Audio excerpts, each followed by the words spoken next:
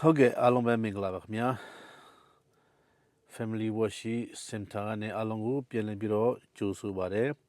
အရောက်ချင်းရှိတဲ့ကိုဘုရားသခင်တိတပံကောင်းကြီးပေးသနာတော်မှာစေ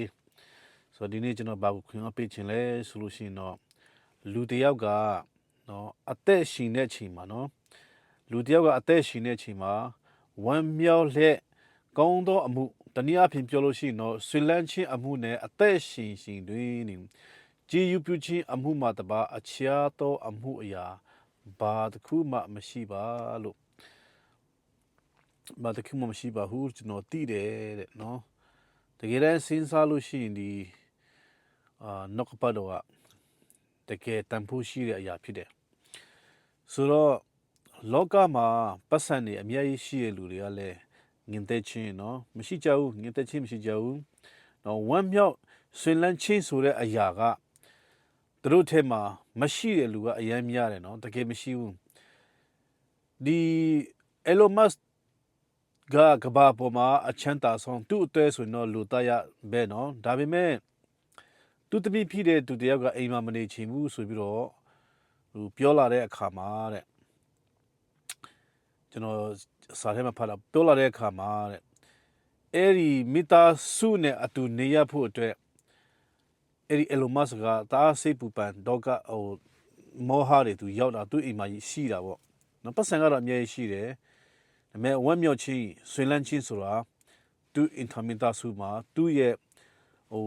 သူ့ရှိမှာမရှိဘူးဆိုတော့လောကမှာငွေကြီးချမ်းသာတယ်မိသားစုဆောင်လင်းတယ်ဒါပေမဲ့တချို့တော့ဒီကမိသားစုဆောင်လင်းနဲ့နေကြပေမဲ့လည်းတချို့တော့အင်တာမိသားစုမှာမကြမှာတဲ့အခါကြမှာချင်းနဲ့သူတို့အင်တာမိသားစုမှာမကြည့်လို့တဲ့အခါမှာနော်ဝမ်းမြောက်ခြင်းဆိုတာလည်းသူတို့ရှိမှလည်းပြန်မရှိပြန်ဘူးဆိုတော့ဝမ်းမြောက်ခြင်းဆိုတာဘယ်မှာရှိတယ်လဲဆိုလို့ရှိရင်တော့သခင်ယေရှုခရစ်တော်ရှိမှာပဲရှိတယ်အဲ့ဒီသခင်ယေရှုခရစ်ဟာမိမိကယ်တင်ပိုင်ရှင်ဖြစ်ယုံကြည်လက်ခံပြီးရဲ့နောက်ပိုင်းမှာကျွန်တော်တို့ရဲ့ဘဝကျွန်တော်တို့ရဲ့အတွေးခေါ်ကျွန်တော်တို့ရဲ့လောင်ချုံခြင်းကျွန်တော်တို့ရဲ့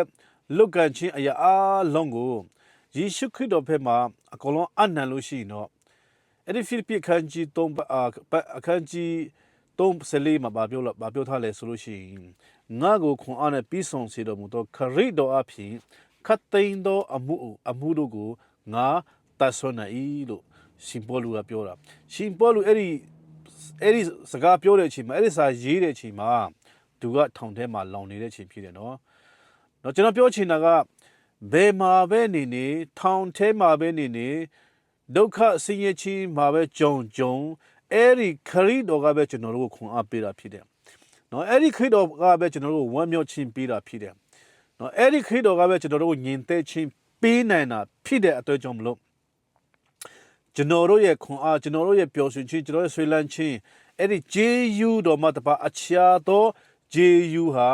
ကျွန်တော်တို့မှာမရှိဘူးလို့အဲ့ဒီတိုးတန်ကြားထဲမှာတိုးတန်ကြားဒေသနာကျမ်း